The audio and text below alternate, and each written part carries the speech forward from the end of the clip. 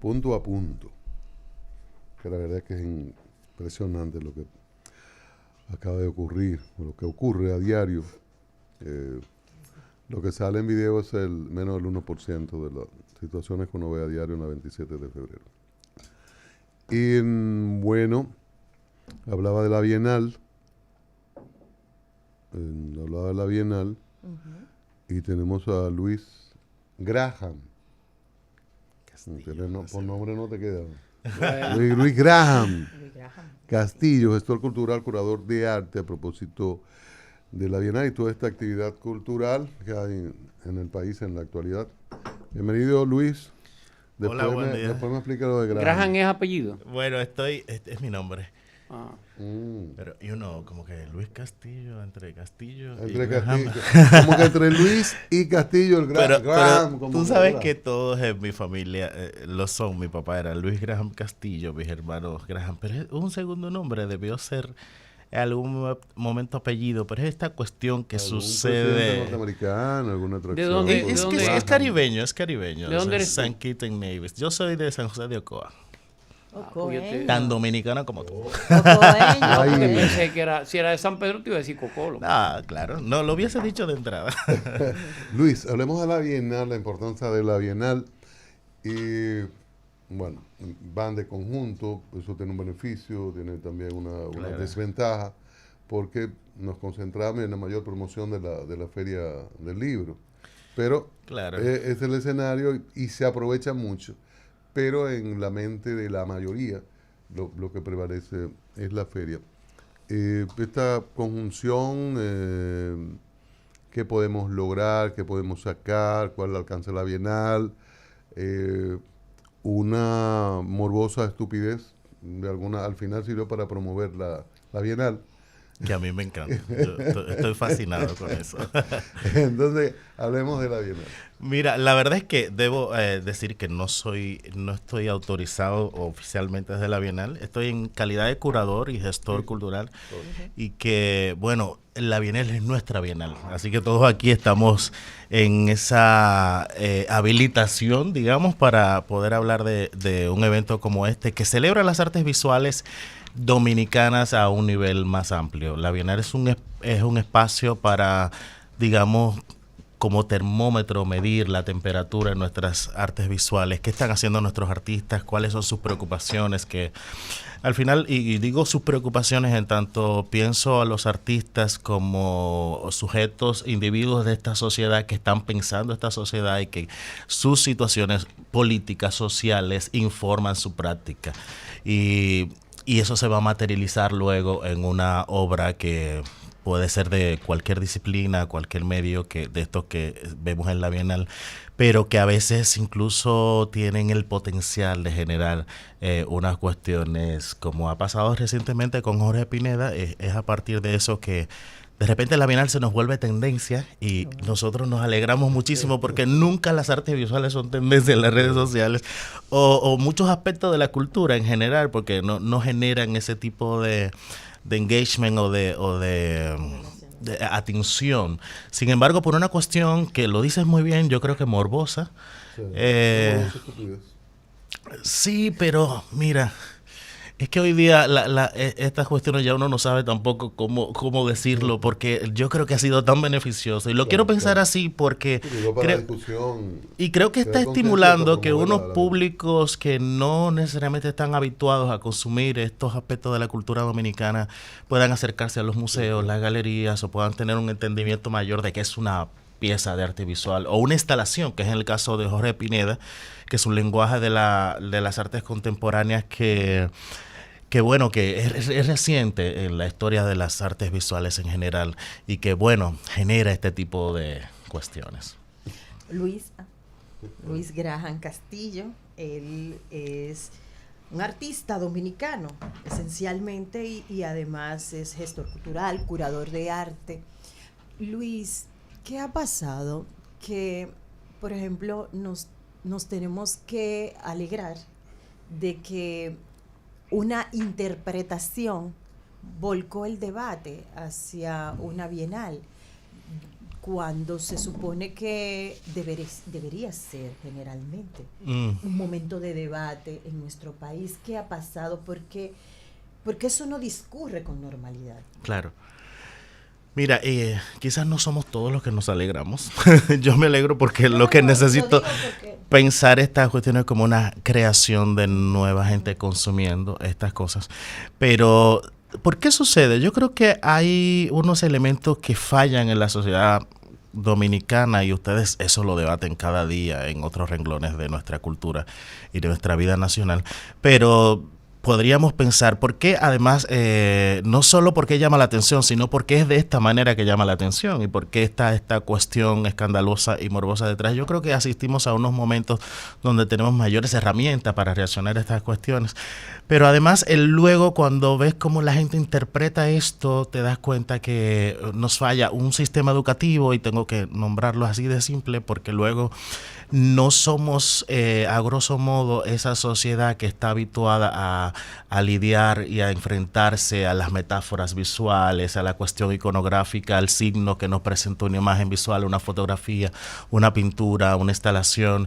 Y eso, y digo el sistema educativo en general, porque ni siquiera en un nivel superior podríamos nosotros pensar que la gente sale teniendo una noción de cómo tener una experiencia con las artes visuales y con otros aspectos de la producción cultural. Desde mi punto de vista, las artes visuales es una producción de conocimientos, es una producción de sentido, y en tanto se nos niega poder desde temprana edad en un sistema educativo tener acceso a ello o tener las herramientas para poder interpretarla y tener una experiencia con eso, entonces yo creo que va en desmedro de una experiencia de vida más rica, porque nos permite apreciar la cultura en general, la música, lo que hace el teatro por nuestras vidas, lo que nos hace enriquecer una experiencia de vida.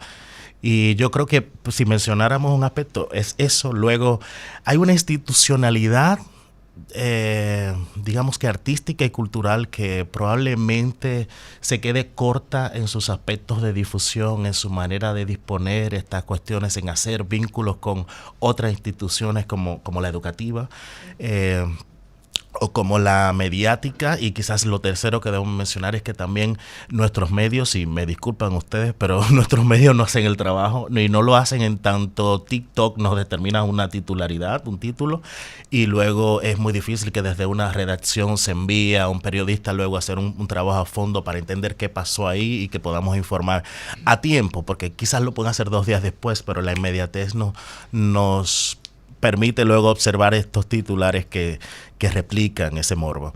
Es decir, que yo creo que es un engranaje de muchísimas cosas y que, bueno, hay que implicarse a fondo para que eso cambie. Una pregunta, que todos los que están en esta mesa son artistas, el único que no es artista en esta mesa soy yo. Es algo peor, es abogado. No, lo digo porque estoy hablando con gente del arte, todo lo que están aquí. Sí, de algún modo. Y entonces todos ustedes los artistas entienden que todo el mundo los entiende. Y sucede que los simples mortales no los entendemos, ¿es la verdad? Ahora, ¿qué es lo que es un curador? Porque yo mismo, que soy abogado, no entiendo qué es lo que es un curador de arte. El cura es de medicina. Entonces, claro, ¿qué diferencia hay un curador, un crítico de arte, un marchand? ¿Es lo mismo? ¿Qué es lo que es un curador de arte? Pero es maravilloso, me encanta esa pregunta, porque un porcentaje... Porque yo no la entiendo. Un porcentaje muy alto del tiempo emocional, son los momentos donde se saca de abajo la meditación, entonces ahora tomas aire por la nariz, botas despacio por la boca y ahora respondes. Ellos creen que todo el mundo es igual. A mí me encanta la pregunta. No responde con paciencia. Tú sabes que un porcentaje muy alto de mi labor de socialización del trabajo que hago tiene que ver con hacer saber a la gente qué hago. Y me encanta, ya estoy habituado. Mira, los americanos tienen esta cuestión también de nombrar y a veces tomar términos para asignárselos a otros. Los españoles le llaman el comisario de arte a este tipo de profesión, pero el curator en inglés... En verdad es una mala traducción que se españolizó ya. Sí, pero bueno, ahora tengo acceso a estudios que quieren relacionarlo con el latín curare, que es cuidar, el latín, como faciar. Sí. y tantas otras palabras. Sí, pero lo que pasó... Explícamelo a ver si lo que pasó el siglo pasado, el siglo de las vanguardias y todas esas cosas, generó unas nuevas necesidades en el circuito del arte en general. Y una de esas necesidades, probablemente las rastreamos a mitad de siglo, era la de generar espacios expositivos donde varias obras puedan converger, sobre todo a partir que se da en la filosofía unas cuestiones que tienen un impacto a partir de términos como el discurso de Foucault, por ejemplo, cuando hablaba Foucault del discurso, o los deconstructivistas, Derrida, Deleuze, Guattari, algunos de esos filósofos pensaban entonces en el discurso como una herramienta que trasciende más allá de las cuestiones hasta las que el momento estábamos habituados. Entonces las artes visuales podrían articular unos discursos en unas salas, en un espacio expositivo y tocar unas cuestiones que la sociedad de repente podría elevar su nivel de discusión. Y que va más allá de lo estético. Va mucho más allá de lo estético. Del arte. Sí, porque de hecho el crítico probablemente hasta ese momento estaba lidiando con la cuestión estética. Lo estaba haciendo el marchand, se encarga de la venta. Para mencionar algunas cuestiones que estabas mencionando tú, el galerista también está involucrado en mercado. Entonces el curador tiene que ver con esa, digamos, ese nivel, primero conceptual, de cómo conceptualizar una exposición y trabajar con el artista en su taller que está produciendo una obra. Cada cuadro, esas cosas. Sí, pero eso es ya lo último en lo que me involucro. Estoy trabajando con el artista desde que está en el taller, entendiendo qué es lo que... Perdón, es que yo me impresiono muy fácil con sus reacciones. Porque ese es nuestro día a día, Luis. Me encanta. La más terrible de ahí. Don Julio Joss, ¿qué era? ¿Perdón? Curador, don Julio Joss, ¿qué era? Curador. Era crítico y curador, sí. Sí, otra cuestión es que vienen de la crítica. Yo no vengo de la crítica como profesión ni de la historia del arte, porque otra cosa que ha pasado es que esto es como la convergencia de muchísimos saberes. Tú tienes que tener unas nociones de muchos aspectos de la vida social y académica que luego te permite de repente... porque en esencia eres un mediador entre el artista, su arte que está en el taller produciendo y luego la institucionalidad artística que tiene, que le contrata o que quiere exponer esa obra, y luego unos públicos que son diversos. Tienes que entender la idea de contextualización. ¿A quién va a llegar esto? ¿Cómo va a llegar? Entonces, para eso te tienes que valer de muchísimas herramientas. Pues vamos a la Bienal. Muy bien. Ya entendí.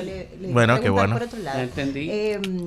Luis Graham Castillo es un escritor, tiene su columna también, ¿verdad? Tiene una columna que escribe permanentemente. Muy didáctico y paciente. Gran inteligencia emocional. Y ahora he visto que he tenido intercambios contigo en Twitter en algún momento, vi en el historial. Caray. Sí, en algún momento. Qué bueno. Parece que coincidencias. Luis, ¿cómo se maneja eso de acompañar a un artista que muchas veces son posicionados, laureados, y tú le dices, vamos a tener este orden? ¿Cómo manejas el ego? ¿Cómo manejas incluso el mismo concepto que tiene ese artista? El curador, ¿cómo se conduce para que el artista le pueda hacer caso y colocar la pieza como dice el curador? Es complicado. Bueno, la verdad es que es un espacio de negociación permanente. Ay, Dios mío. Y lo es con todos los actores, lo es con los artistas, lo es con la institución, con el centro cultural para el que esté trabajando en ese momento. Pero sobre todo, primero, la comunicación con el curador que tiene un artista casi siempre tiene que incluir unas conversaciones retadoras, digamos, unas preguntas puntuales que tienen que ver con, y sí, ¿qué tal sí? Entonces tú tienes que armarte de una cuestión de lenguaje. Claro, porque sí que estamos lidiando con egos y está el mío propio luego. Entonces como que podemos tener una fricción constante, pero está esa manera que uno va descubriendo en el camino, dialogando, tú sabes, y sobre todo a partir de tener un entendimiento de lo que hace el artista. que es lo principal que nos mueve. O sea, yo puedo ser un individuo, un sujeto con unas inquietudes intelectuales que tienes cosas que decir, pero me voy a valer y quizás la herramienta principal por la que yo puedo activar ante la sociedad esa conversación es por una pieza de un artista. Por esta pieza de Jorge Pineda, por ejemplo, puedo poner a la sociedad dominicana a hablar otra vez, a poner el acento en el embarazo infantil. De repente, pero eso está pasando hace rato. Jorge Pineda, para volver a la Bienal, como lo dices tú, o esta pieza, que lo que está haciendo la Bienal, que es desde los 40, señores, nuestra Bienal es la más vieja de la región, la más antigua, y está la edición número 30, y lo que hace en cada edición es que se le dedica a un artista. Ha coincidido, y estaba vivo Jorge en ese momento que se le decide dedicar la Bienal, que justo Jorge ha muerto este año, y entonces, claro, tiene unas connotaciones especiales, sobre todo para el ambiente del arte, porque le estamos honrando, y su obra nos permite entonces volver a él y a sus preocupaciones. Pero lo que sucede ahora es que se prepara dentro de la Bienal, que su sede principal es el Museo de Arte Moderno, una exposición con tinte retrospectivo, pero no tan a grosso modo como una retrospectiva, de Jorge Pineda. Lo que tienen una disposición en uno de las salas en el primer piso de obras que tienen que ver principalmente de papel, obras dibujo y bidimensional, pero entonces algunas de carácter escultórico o instalativo, como esta que se llama Colección Primavera. A mí me encantaría decir algunas cuestiones, porque lo que yo creo es que no se ha encontrado la gente con ciertas herramientas que le estimule a entender y a digamos, a interpretar o comprender más lo que está pasando aquí. Que la pieza se llame Colección Primavera, por ejemplo, ya es un indicativo de una metáfora detrás, de una cuestión detrás. Y entonces, ¿qué está haciendo el artista? Está trabajando con la idea de una colección de fashion, de moda. Ya está sacando de contexto unas cuestiones y la está resignificando, llevando a otros espacios, y entonces ahí ya se está convirtiendo en una acción estética, pero que lleva una intención conceptual detrás y quiere llamar la atención sobre algo. Si usted va a un museo, y se lo digo, que vaya, por favor, yo le voy a pedir que cuando vea una obra de arte que le llama la atención, identifique dónde está la ficha técnica. La ficha técnica es ese papelito cuadradito, claro, que está siempre cercana a la obra. ¿Y qué información tiene ese papelito? Tiene primero un título de la pieza, un año en que fue hecha la pieza, el nombre del artista, las dimensiones de la pieza, el tamaño y la técnica. Además, te va a decir cómo está hecha, si es acrílico, si es, en el caso de una pintura, si es óleo, y toda esa información que puede no ser relevante te va a permitir tener una experiencia más acabada con la pieza y entonces tener un entendimiento mayor de ella. La pintura nuestra es, comparada con Latinoamérica, ¿es tan valorada con algunos pintores latinoamericanos? ¿En qué posición estamos nosotros, los pintores nuestros? Mira, lo está, y hay que pensar en qué contexto. Si es la academia, por ejemplo, está siendo investigada tanto como lo está haciendo la pintura cubana, que por una cuestión investiga, bueno, porque vuelvo a lo que dije hace un rato. Producir artes visuales es producir conocimiento. Y entonces decía Kandinsky que el artista es un testigo de su tiempo. Entonces, cada vez que un artista está produciendo obras como Jorge Pineda, está legando y generando un archivo a la posteridad de qué somos en este momento. Entonces, cuando digo que se está investigando, es justamente eso, la academia y ciertas escuelas de arte, de crítica, a sus estudiantes y sus investigadores le ponen a investigar ciertos artistas, porque de esa manera pueden tener un entendimiento mayor de esos pueblos y de esas comunidades, de ese momento histórico. Entonces, me encantaría que la gente pueda entender las artes visuales de esta manera. Nosotros estamos generando archivos y generando conocimiento. Mira, yo evito meterme en cuestiones de mercado porque no es mi área, pero sí, si quiere, sí, pero puedo opinar en ese sentido. Lo que ha pasado reciente de repente con Tovar, Iván Tovar, y lo que ha pasado en ciertas subastas es como tiene un impacto muy fuerte en esas estadísticas de qué es lo mayor y más caro que se ha vendido aquí. Pero sí me puede valorar, digamos, la obra del maestro Cestero. Es que Cestero es la impronta dominicana por excelencia, así que la puedo valorar. O sea, es un hombre tan citadino como también costumbrista, entiende el cambio, ha sintetizado en una obra visual una cotidianidad nuestra con una simpleza que hay que tener una maestría para ese nivel de síntesis en el trazo, en el dibujo. Cestero es maravilloso. Luis Graham Castillo. Wow, pero conversar contigo es un deleite ya. Coordinador, cierra el programa, vamos nosotros todos a conversar de arte por mucho rato.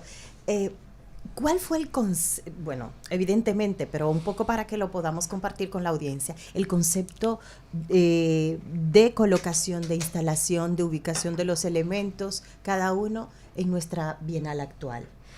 Yo la visité el sábado, ya he peleado por la Bienal, sé cómo está colocado todo. Me encantaría saber por qué peleaste. Sí, ahorita te lo digo, después que no respondo. Mira, no puedo responder precisamente porque no soy de ese equipo. Lo siento. Sí, no te preocupes, pero soy un observador de ese equipo y son mis amigos la mayoría.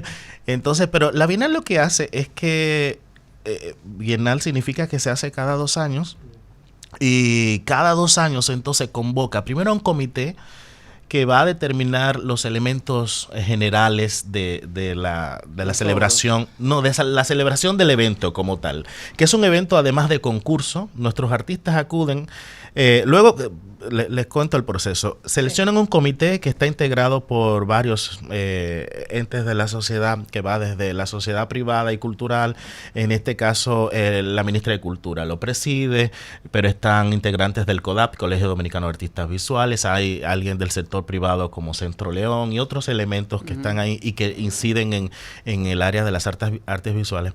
Ese comité luego se pone de acuerdo sobre una fecha, sobre unas bases que pueden o no modificar en cada edición a partir de elementos que ellos consideran pertinentes, y luego se decide un jurado compuesto por 2 equipos. Primero un jurado de selección y luego un jurado de premiación. El jurado de selección tiene la responsabilidad de decidir quién de toda esta gente que aplicó, que en esta edición creo que se está rompiendo récord, 700 y tantas obras enviadas, 700 y algo. Claro, y luego, pero es un reto de 700 y tantas obras, verlas y decidir qué van, y luego seleccionan un poco menos de 200, porque bueno, hay un espacio donde esto debe exhibirse y hay unos criterios además que se determinan que bueno, va a arrojar como resultado que sean unas las obras seleccionadas sobre otras. Y luego de eso, que se inaugura, que es lo que ha pasado recientemente, unos meses después, probablemente un mes y medio después, se anuncian unos ganadores, que es lo que ha hecho el Ministerio de Cultura, que es el ente que rige ahora la Bienal, o siempre ha sido así, desde la creación del Ministerio de Cultura. Primero, da 10 premios, un gran premio de $1 millón de pesos, indistintamente lo puede ganar cualquier obra de cualquier categoría, y luego tienen 9 premios de 300,000 pesos. Y les digo los montos porque yo creo que estas cosas pueden estimular a muchísima gente que está haciendo artes visuales o artes plásticas y que de repente no se siente animado, no se ha sentido animado a participar, porque a nosotros luego los que trabajamos en el sector o estamos investigando el sector, nos permite evaluar quiénes son estos artistas, qué están haciendo, y a los públicos en general les pone en contacto con ellos. Y eso implica el público coleccionista que luego quiere interesarse en comprar estas obras. ¿Funciona la Escuela de Bellas Artes de pintura? Bueno, voy a interpretar eso de funciona como que está abierta, sí. Está abierta. Si yo voy a interpretar tu respuesta, no, como tú quieras. Con cuidado. Porque mira, son mis amigos, Pablo, Sí, y lo puedo decir aquí lo que le he dicho a ellos. No le dejaron la oposición. A la defensiva. Está abierta. Sí, hay grandes amigos ahí trabajando, pero en la acepción de funcionar, la otra acepción de algo que funciona. Sí, es que lo hacen con unas precariedades y no nos permite estar a la par con una región, con un sistema del arte internacional, tú sabes, con unas competencias que los artistas visuales hoy día deberían tener, y no tenemos nosotros de repente los mecanismos para proveerles esas cuestiones. Privadas de categoría. Sí. Altos de Chabón es una de las escuelas de arte de la región más valoradas. Claro. El problema de cultura, la infravaloración de la cultura de parte del Estado, de los gobiernos dominicanos, y la misma infravaloración del artista de su propio trabajo. A veces hay como un extraño desconocimiento de lo que, del poder incluso político que tiene el arte. Tú, que porque te estoy escuchando me doy cuenta que además que eres un intelectual de la cultura, quizá me puede dar un poquito de luz de por qué esa tradición en nuestro país, de esa infravaloración del artista, de su importancia, y la infravaloración de los gobiernos, de la importancia de la cultura e incluso como instrumento político, que es lo más terrible. Bueno, justamente, no es que no lo sepan nuestros gobiernos, y hablamos de la República Dominicana, pero yo creo que hay una cuestión que atañe al tercer mundo, por usar estos términos, maridos de la política, y la región Latinoamérica, que tenemos esta suerte de unos liderazgos que luego se traducen en gobiernos, pero viciados en el sentido, y quizás me voy a retrotraer a unos tiempos muy primigenios de nuestra historia.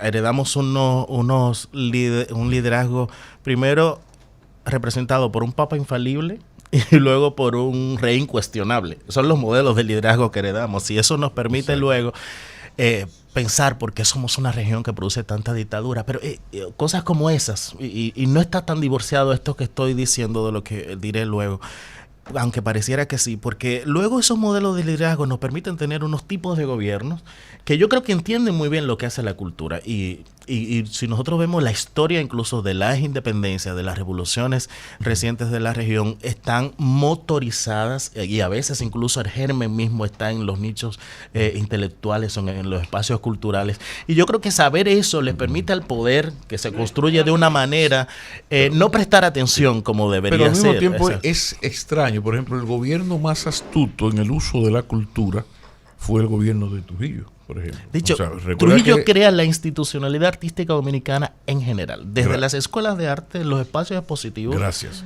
Estamos hablando de una satrapía, estamos hablando de un genocida, pero fíjate cómo incluso hay que recordar que es Trujillo el que saca al merengue de los prostíbulos, aquello del perico ripiado. La gente quizás no entiende lo del rimpiar, lo que quiere decir ripiar el perico.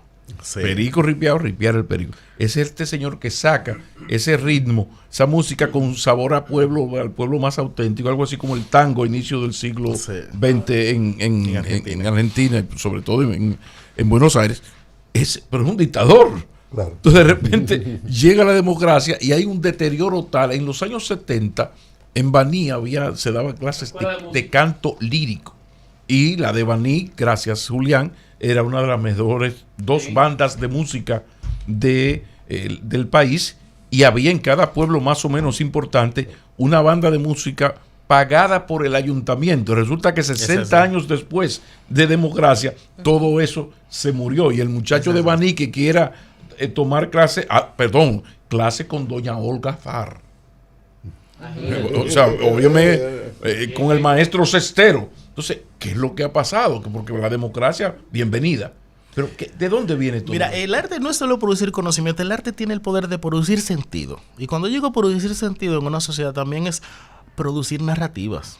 Y emociones en la época del reinado de las unos emociones. Afectos particulares hacia ciertas cuestiones. Trujillo lo entendió muy bien, porque además está Rafael Díaz Niese, que llega de Europa con toda la intelectualidad que le permitió sus estudios. Un señor dominicano que lo que hace es venderle la idea a Trujillo de una institucionalidad, un palacio de bellas artes como y él la acepta. Pero él la entiende muy bien. Él la entiende muy bien, porque además tiene unos modelos en la región dictatoriales que están generando cosas extraordinarias, y le está permitiendo además enfilar hacia una dirección la narrativa nacional.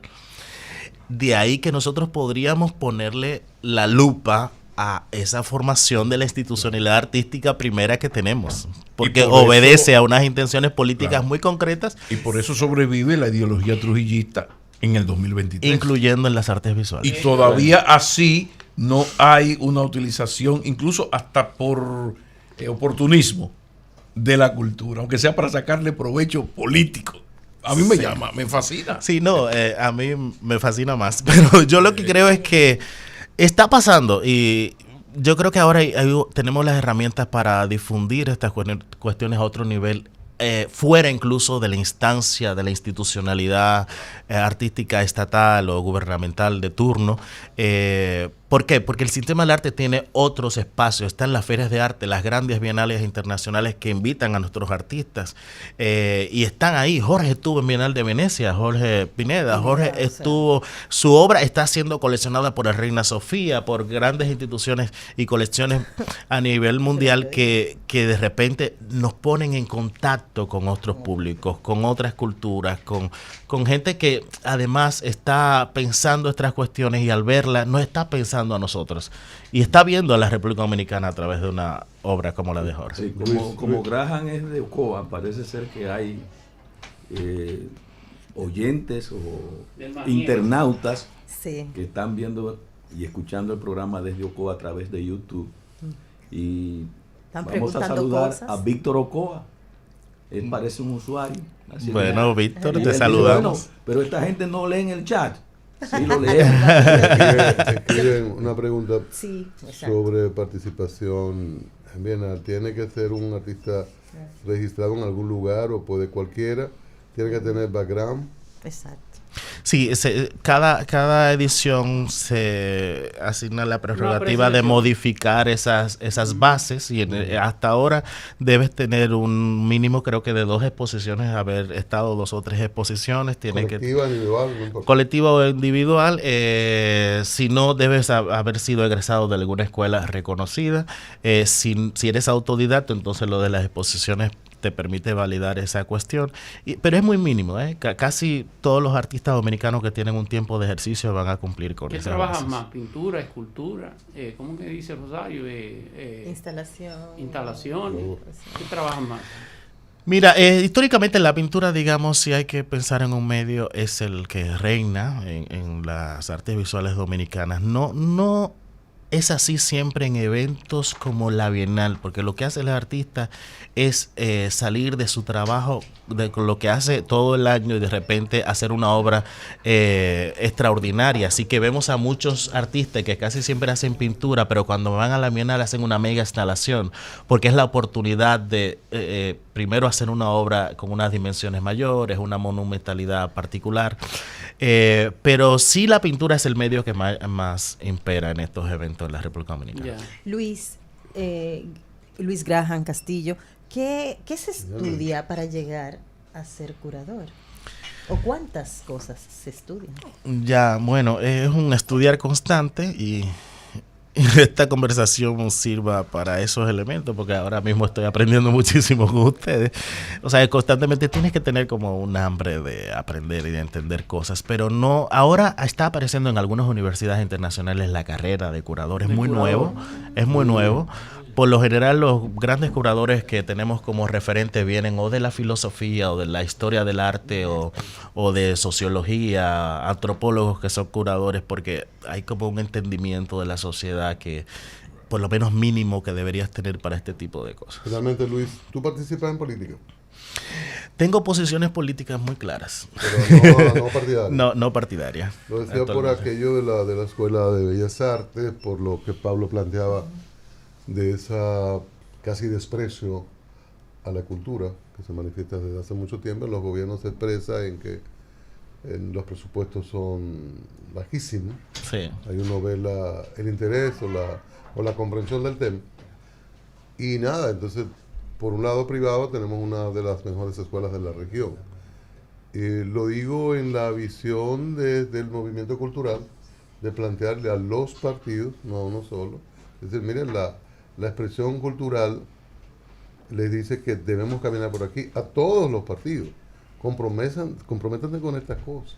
Sí, de hecho una suerte de manifiesto, de movimiento que no tenga que ver con colores, sino presentarlo a todos los partidos, porque la verdad que eso es grave lo que ocurre. Y cómo se reduce en esa visión de muchos políticos la cultura al espectáculo y donde primero se recorta.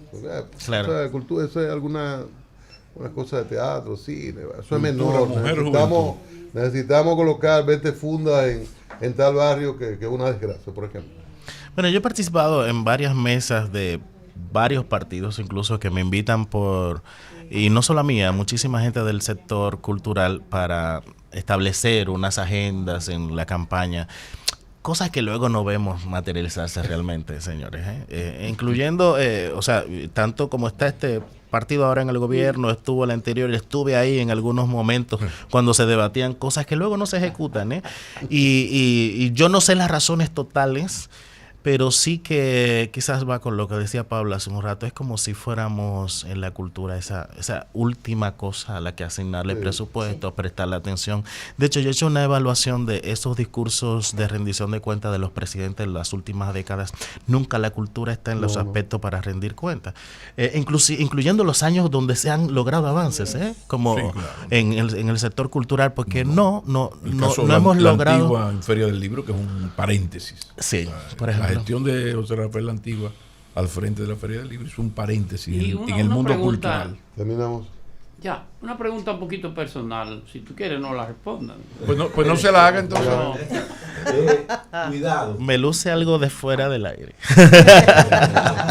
Gracias, Luis. ¿Cómo vive un curador? ¿De qué vive? Porque, Mira, Pues eso se paga. vive de curar exposiciones. Yo tengo que estar fuera del país constantemente con otra institucionalidad porque no siempre está aquí. Primero, no hay la suficiente institucionalidad como para contratarte. Luego, esto obedece también a una investigación personal. Yo tengo una cuestión también que quiero investigar, unos temas que son los que quiero poner en escena con las obras de arte de los artistas, y no siempre son discursos que se quieren activar aquí en los espacios expositivos. Así que tengo que estar lidiando en un constante ir y venir en institucionalidades que me lo si él ve en las redes sociales o en Google, hay mucho trabajo de Luis. Bueno, Luis Graham Castillo. Sí, trabaja mucho. De los castillos de Ocoa. Cultural. Sí. ¿De Ocoa? Sí, que éramos Baní en algún momento, fuimos Peravia. El Maní es lo mismo, el Peravia. aguacate de Ocoa, de los Pimentel. Luis, los intelectuales, así como tú, artistas, también hacen trabajos manuales, trabajos más físicos. No te vas a escapar. No te vas a escapar. Ya sea... ¿De qué estamos ya sea trabajando con el artista o en la casa, aquí, fuera, en Ocoa, en la capital. Entonces, para esas cosas, construir y reconstruir, se necesitan herramientas, buenos equipos. Sí. Cuando eres de Ocoa, tú manejas la capital, tú sabes conducir. No corre local capital, aquí. ¿no? De hecho, soy más citanino de lo que quisiera. Bueno, pero tú sabes dónde queda la San Martín. Claro. Y la Máximo Gómez. También. Entonces, ahí en la San Martín, que hace aquí en la Máximo Gómez, la 183 a la derecha, hay un letrero que dice: si te están pagando por eso, mándame una comisión. Materiales industriales. Esa es la ferretería más completa. Si le dice que te mandamos nosotros, Un descuento. se hace un descuento. Muy bien, muy bien. Bien. Gracias. Nosotros continuamos.